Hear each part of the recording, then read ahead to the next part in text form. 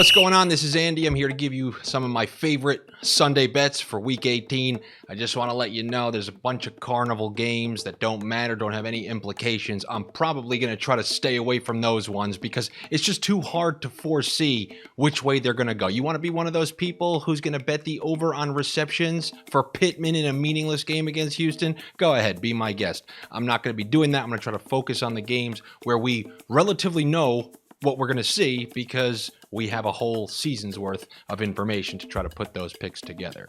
But the first pick that you should always make is going over to DraftKings Sportsbook to create a new account, because if you do that and bet $5 on a game, DraftKings Sportsbook is going to credit you with $200 in free bet credits. All you got to do is be a new user, bet $5, and then you're going to have $200 to sprinkle around on these Week 18 bets. So the first thing I'm going to look at, it's a rollover from Monday night.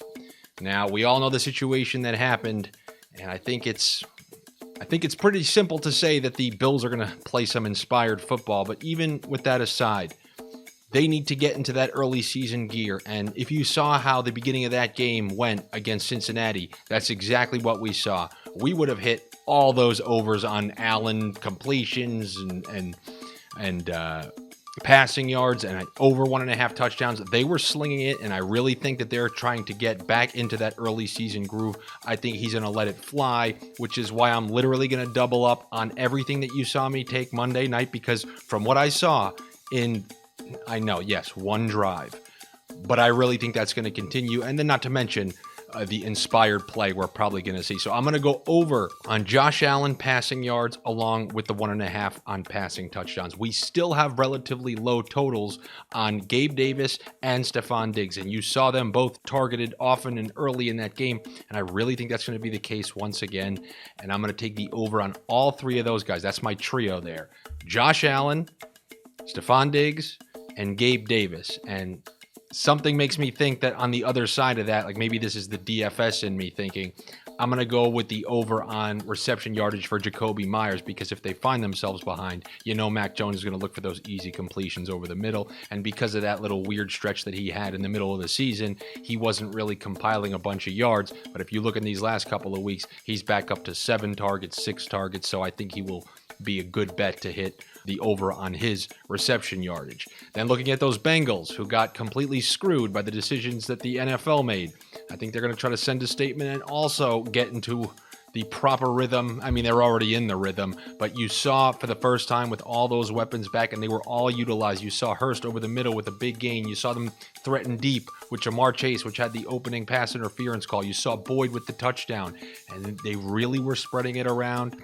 And you've seen Baltimore has mailed it in so much in terms of next week or this week for next week that they even changed the line in the Chargers game. So I believe this is going to be a Cincinnati beating. They're really going to, unless in the second half, they'll probably call off the dogs. But at that point, you'll probably be covering. And I know you're thinking with me, I'll never take a double-digit spread, but we ain't at double digits. I will be taking Cincinnati -9 in this one, and take that to all you people who think I would never take a high spread. I think this is a good opportunity to take one. I'm going to take the Cincinnati Bengals. And by the way, if you are one of those people who want to bet the carnival games, you want to be sprinkling money on all these random-ass games, well, I'll go right back to what I took last week, because for teams who were already out of it, like, Atlanta, and you had Tyler Algier, you have a rookie, ton of opportunity. They gave him the work once again last week, and now I just see no reason for them to overuse Cordarrelle Patterson in his 30s, especially if they want him to come back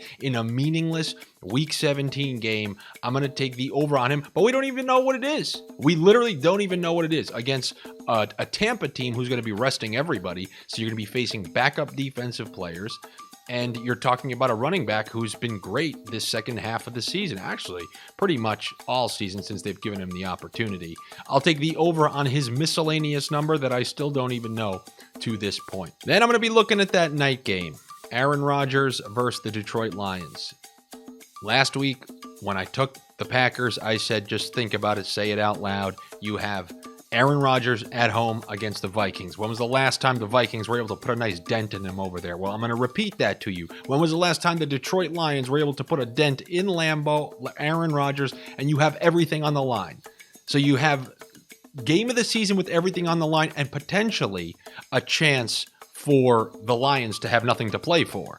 So especially if you see this before that Seahawks game, I mean, you get this in on the Packers while this line is set in limbo. And you could be one of those people who say, no, but they still want to play spoiler. They don't. You know there's a contingent of that team who doesn't want to play spoiler. As soon as this game's for nothing, that means nothing to them. I'm going to go with the Green Bay Packers in that one against the Detroit Lions. And also, you think there's maybe a defense that feels good after last week at home? You think that Packers defense feels good after absolutely destroying Kirk Cousins?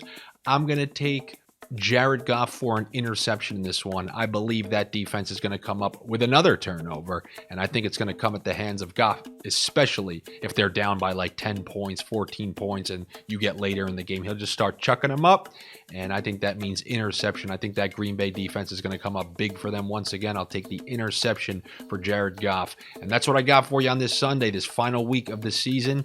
Should be some interesting games in there depending on what happens. I'm kind of hoping that somehow the Seahawks lose so that this Sunday night game can actually have that win and in vibe, which completely will be different than just the Detroit spoiler. That will kind of render that Sunday game somewhat meaningless unless Detroit gets off to a good start. But I am looking forward to it regardless. You know, think about it right now and like 4 months from now when you're like, oh my God, we got to wait how many more months for an NFL game? So just savor every minute while you got it, because there ain't much more left. So really enjoy Indianapolis versus Houston, because in 12 weeks from now, you would pray for a meaningless Week 18 game. Hey, I'm always that guy letting you know about that rainy day down the road.